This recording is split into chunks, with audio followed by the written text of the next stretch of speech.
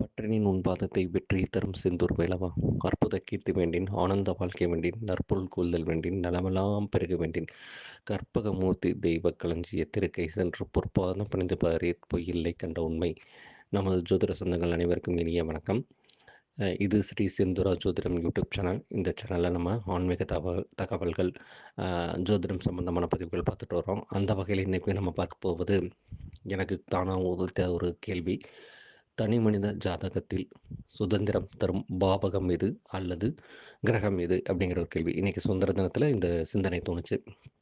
இது சம்பந்தமாக யோசிக்கிறதுக்கும் போது கிடைத்த எனது சிற்றறிவு கிட்டிய புரிதலான பதிவை உங்களோட பகிர்ந்துக்கணும்னு ஆசைப்பட்றேன். அதற்கான பதிவு தான் இது ஸ்ரீ செந்தூரா ஜோதிடம் வாழிய நலம். அதாவது தலைப்பு என்னென்னா, தனி மனித வாழ்வுக்கு சுதந்திரம் தரும் கிரகம் எது, பாவகம் எது அப்படிங்கிறதான் கேள்வி. ஒரு மனிதனுக்கு சுதந்திரம் அப்படிங்கிறது ரொம்ப ரொம்ப முக்கியம் இல்லையா? இன்றைக்கி நம்ம சுதந்திர காற்றை சுவாசிக்கிறோம், நம்ம சுதந்திரமாக பேசுகிறோம், நமது கருத்துக்களை முன்வைக்கிறோம், அதற்கு எதிர்கருத்துக்கள் வரும்போது விமர்சனங்கள் வருது, அதெல்லாம் செகண்டரி. ஆனால் உங்களுக்கு தோணுன விஷயத்த ஒருத்தருக்கு அப்படியே சொல்ல முடியுதுங்கிற ஒரு சுதந்திரத்தை கொடுத்துருக்கிறது இந்த நாளில். இந்த சுதந்திரம் தரும் கிரகம் எது, பாவகம் எது அப்படின்னு யோசிக்கும் போது சுதந்திரம் அவ்வளோ முக்கியமானது. ஏன் அப்படின்னா, அடிமையாக இருக்கும்போது தான் அதனுடைய வழி தெரியும். வெயிலில் நடந்தவனுக்கு தான் நிழலோட அருமை தெரியும். அதை மாதிரி சுதந்திரம் என்கிறது என்னங்கிறது முதல்ல உணர்ந்தால் தான் அதனுடைய மதிப்பும் மரியாதையும் அதன் மேலே கூடிகிட்டே வரும். சுதந்திரங்கிறது மற்றவங்கள போய் டிஸ்டர்ப் பண்ணணுங்கிற அர்த்தம் இல்லை.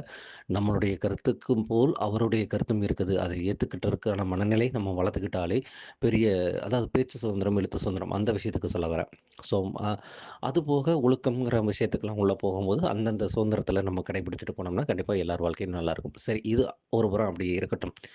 ஜோதிட ரீதியாக சுதந்திரம் தரும் பாவகம் எது அப்படின்னு பார்க்கும்போது, பொதுவாக லக்னம், எந்த ஒரு விஷயத்துக்கும் லக்னத்தின் செயல்பாடு ரொம்ப ரொம்ப முக்கியம். அது இயற்கை பாவருடைய லக்னமாக இருந்தாலும் அந்த லக்னாதிபதி எங்கே இருக்கிறாரோ, அவரை யார் பார்க்குறாங்களோ அதை பொறுத்து அவங்களுடைய லக்னம் மாறும். ஒரு ஒரு காயினுக்கு எப்படி 2 பக்கம் இருக்குதோ அது மாதிரி ஒரு அசுப கிரகமாக இருந்தாலும் அதனுடைய நன்மை பக்கமும் இருக்குது. பொதுவாகவே ஜோதிடத்தில் நல்லவர்கள் எல்லோருமே நல்லவர்கள், எல்லோருமே தீவர்கள். நம்ம செஞ்ச வினைகளுக்கு ஏற்ப கருவிகளாக அவங்க அந்த சனி பகவான் ஆகட்டும், செவ்வாய் பகவான் ஆகட்டும், ராகு பகவான் ஆகட்டும், கேது பகவான் ஆகட்டும், அவர்கள் இருப்பாங்களே தவிர நமக்கும் அவங்களுக்கு அந்த வாக்கியா சண்டைங்களா அந்த மாதிரி எல்லாம் கிடையாது. ஸோ நம்ம செஞ்ச வினைகளுக்கு அவங்க நிற்பாங்களே தவிர அவங்களுக்காகவோ நமக்காக அவங்க நிற்கணும், இல்லை நமக்கு தொந்தரவு தரணும் அப்படிங்கிற 7.5 சனி, அஷ்டம சனி இந்த மாதிரி காலகட்டங்கள் நம்மளை ப ப பண்படுத்த அல்லது பதப்படுத்த, இல்லை நம்மளை இன்னும் மேலும் மெருகேற்ற அதுக்காக வரும் காலகட்டங்களை தானே தவிர அவங்கள ஒருத்தருக்கு தனிப்பட்ட முறையில் எந்த ஒரு கெடுபலனும் செய்யணுங்கிற நவகிரகங்களுக்கு எந்த ஒரு அவசியமும் கிடையாது. இன்னும் சொல்லப்போனால் நமது உயிர் வாங்கி வந்த வரம் எப்படியோ அதை பொறுத்து நமது வாழ்க்கை நடக்கும். அந்த வாழ்வியலை சரியான இடத்துல எடுத்துகிட்டு போகிறோம். இப்போ ஒரு அசுப கிரகமே திசை நடத்துது என்றாலும் அதுக்கும் ஒரு பாசிட்டிவ் சைடு இருக்கும். அது என்னன்னு பார்த்துக்கிட்டு அதுக்கு தகுந்த மாதிரி நம்ம போகும்போது கண்டிப்பாக நல்லது நடக்குங்கிறது ஜோதிட விதி. இதை எத்தனை பேர் சரியாக புரிஞ்சுக்கிறாங்க அப்படிங்கிறது இல்லை.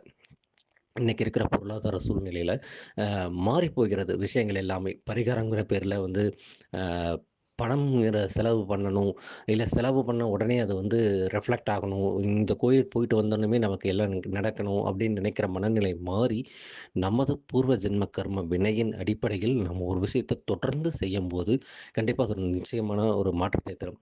திருவள்ளுவர் கூட சொல்லியிருக்காரு, தெய்வத்தால் ஆகாதென்னும் முயற்சி தன்மை வருத்த கூலி வரும். தெய்வம் தராமையெல்லாம் விடவே விடாது, கண்டிப்பாக தரும். அது அப்படியே வேணாலும் உன்னோட முயற்சிக்கு தகுந்த உனக்கு பலன் கண்டிப்பாக இருக்கும். ஸோ தெய்வம் கண்டிப்பாக யாரையும் கைவிடாது, எல்லோரையும் அரவணைச்சு கூட்டிகிட்டு போகிறது தான் தெய்வம். சரி, இது ஒரு புறம் இருக்கட்டும். சுதந்திரம் தரும் பாவகம் எது அப்படின்னு கேட்கும்போது முதல்ல லக்னம். அந்த லக்னம் ஒருவருக்கு நல்ல விதமாக அமைஞ்சிருச்சுன்னா, எல்லா லக்னமும் நல்ல லக்னம் தான். அந்த லக்னத்தில் அமர்ந்தவர்களும் அதற்கான திசைகளும் அதற்கான பார்வைகளும் அந்த கிரக இணைவுகளும் நல்லபடியாக அமைஞ்சிருச்சுன்னா அவர் கண்டிப்பாக நம்மளில் மற்றவங்களையும் நல்லா இருக்கணும்னு வேண்டிக்கூடியவர். அதுதான் ஒரு ஜோதிடத்தில் ஒரு பாடல் உண்டு. ஜீவன் தன்னில் சுபரை வாழ அப்படின்னு ஒரு பாடல் இருக்குது. அதாவது அந்த லக்னத்தில் சுபர் வந்துட்டாங்க அப்படின்னா, அவர் இருக்கிறாரு அப்படின்னா, அவர் பார்த்துட்டார் அப்படின்னா 1000 பேருக்கு அவர் வழிகாட்டியாக இருப்பார். ஊருக்கே வெளிச்சத்தை தரக்கூடிய அமைப்பில் நிற்கக்கூடியது லக்னம். அந்த லக்னாதிபதி நல்ல விதமாக இருந்துட்டு இயற்கை பாவர்களோ அல்லது வேறு விஷயங்களில் கெடாமல் இருந்துட்டாரோ அவருக்கு நல்லபடியாக எல்லா விஷயங்களும் வந்துருங்கிறது முதல் பாயிண்ட். அதுக்கடுத்ததாக எடுத்துக்கொண்ட தலைப்புக்கு பார்க்கணும்னு பார்த்தீங்கன்னா, 4ஆம் இடம். 4ஆம் இடம் தான் ஒழுக்கம். இந்த 4ஆம் இடத்து அதிபதி நல்லபடியா இருக்கிறார். அந்த 4ஆம் இடத்த நல்ல கிரகங்கள் பார்க்கிறது. அசுபர்கள் சேர்க்கை இல்லாம இருக்கிறார் அப்படிங்கிற அமைப்பில, அந்த 4ஆம் இடம் கெடாமல் இருக்கும்போது, அதற்குண்டான பாவகாதிபதி வலுப்பெற்று இருக்கும்போது நன்றாக இருப்பார். அப்போ லக்னமும் 4ஆம் இடமும் நல்லபடியா இருக்குது அப்படிங்கும்போதே, அவரு தனிமனித வாழ்க்கைக்கு சரிப்பட்டு வந்துர்றாரு அப்படிங்கிற ஒரு கணக்குக்கு நான் வந்துரலாம். ஆ அதே மாரி பார்க்கும்போது, இந்த 1, 4 மட்டும் நல்லா இருந்தா போதுமா அப்படின்னு பார்த்தோம்னா, எந்த ஒரு ஜாதகத்திலும், எந்த ஒரு நம்ம பலன் எடுப்பதற்கும் முன்பின் 2 பாவங்களையும் நம்ம கவனிக்கணும். இப்ப லக்னம் நல்லா இருக்குன்னா, அதுக்கு 12ஆம் இடமும், 2ஆம் இடமும் கவனிக்கணும். இது 2ம் நல்லா இருக்குது அப்படின்னா, அந்த லக்னம் சிறப்பாக இருக்குன்னு நம்ம எடுத்துக்கலாம். அதே மாரி 4ஆம் இடம் நல்லா இருக்கணும்னா, அதுக்கு முந்தைய பாவகமான 3ஆம் இடமும், அதற்கு பிந்தைய பாகமான 5ஆம் இடமும் பார்க்கணும். அப்போ 3, 5ம் இவருக்கு கொஞ்சம் நல்லா இருக்கு. இன்னும் சப்போர்ட் பண்ற மாரி இருக்கு, லிஃப்ட் பண்ற மாரி இருக்கு அப்படின்னா, உங்களுடைய முயற்சிகள் வந்து நீங்க கார்ல போற அளவுக்கு நீங்க முயற்சிகள் பண்ணீங்கன்னா, அந்த கால நேரம் வரும்போது கண்டிப்பா உங்களுக்கு ஃப்ளைட்லயே போறதுக்கான வாய்ப்புகள குடுக்கும். அப்படிங்கிற அமைப்பா வந்து நிக்குது. அப்போ இப்படி இந்த பொதுவாக இத எடுக்கும்போது 1, 4 மட்டும் நம்ம மேஜரா ஃபோக்கஸ் பண்ணுவோம். சப்போர்ட்டிங் கேரக்டருக்கா வந்து நிக்கக்கூடியது 12ம் 2ம் 3ம் 4ம். அப்போ 3ம் 5ம் 12, 1, 2, 3, 4, 5 இந்த 6 பாவகங்களும் மறைமுகமாக ஒருவருக்கு சுதந்திரத்தை தருகிறது. அப்போ நம்ம முதல்லயே சொன்னது தான், எல்லா கிரகங்களும் ஒரு மனிதனுக்கு நன்மையே செய்யும் கடமைப்பட்டிருக்கிறது. தீமை செய்வதற்கும் கடமைப்பட்டிருக்கு. அப்போ நம்ம வாங்கி வந்த வரம் அப்படிங்கிறது முதல் பாயிண்ட். அதான் நீங்க ஃபர்ஸ்ட் பாயிண்ட் அத வச்சுக்கங்க. அப்போ சுதந்திரம் தரக்கூடிய பாவகம்னு பார்த்தீங்கன்னா, 1, 2, 3, 4, 5 மற்றும் 12ஆம் இடங்கள் அப்படிங்கிற இடத்துக்கு வந்து நிக்கலாம். இத 6யும் கூட சேர்த்துக்கலாம். ஏன்னா 6ங்கிறது கடன், நோய், எதிரி, வம்பு, வழக்கு. நம்மளுடைய எஃபெக்ட்டுக்கு என்னவோ அதுதான் அங்க நடக்கும்.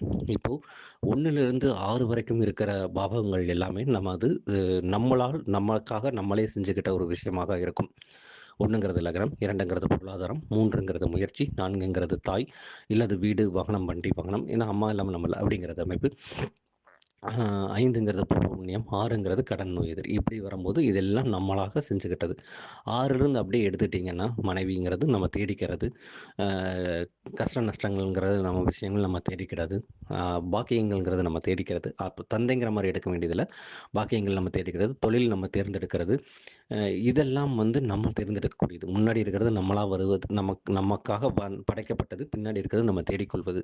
அப்போ முன்னாடி இருக்கிற விஷயம் நல்லதா இருக்கும்போது, நம்ம நல்லதா ஏற்படுத்திக்கிட்டோம்னா, பிற்பகுதி அது நல்லாவாக இருக்கும். அதான் முன்னாடியே சொல்லுவாங்க இல்லையா? அ முற்பகல் செய்யின் பிற்பகல் விளையுங்கிற மாரி, நம்ம முன்னாடி என்ன விஷயங்கள் செய்யறோமோ, அதற்கு ஏற்ப தான் அதனுடைய ரிஃப்ளெக்ஷன் இருக்கும். ஒரு வினைக்கு ஏற்ப எதிர்வினை கண்டிப்பாக இருக்கும். அப்போ நம்ம நல்லத செஞ்சுக்கிட்டே போயிட்டு இருந்தோம்னா, கண்டிப்பா நமது வாழ்க்கையில முன்னேற்றம்ங்கிற விஷயம் பின்னாடி வந்துகிட்டே இருக்கும். எவ்வளவுதான் தோல்வி வந்தாலும் கண்டிப்பாக வெற்றி அடைந்தே தீருவோம்.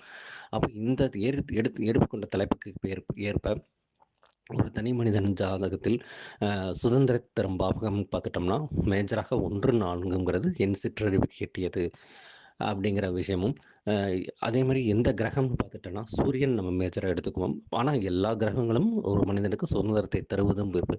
அந்த சுதந்திரத்த வச்சுக்கிட்டு அவன் எந்த விதத்தில பயன்படுத்துறாங்கிற விஷயமும் பின்விளைவுகளாக வருங்கிறது நம்ம இங்க வந்து மறக்கவே முடியாது, மறுக்கவும் முடியாதுங்கிறது என்னுடைய சிறு புரிதலான பதிவு. இந்த கருத்துக்கள் உங்களுக்கு பிடித்திருந்தா, உங்க நண்பர்களுக்கும், உறவினர்களுக்கும் அனுப்புங்க. லைக் பண்ணுங்க, ஷேர் பண்ணுங்க, கமெண்ட்ஸ் கேளுங்க. இது ஸ்ரீ செந்தூரா ஜோதிடம். வாழ்க நலம், வாழ்க வளமுடன். நன்றி, வணக்கம்.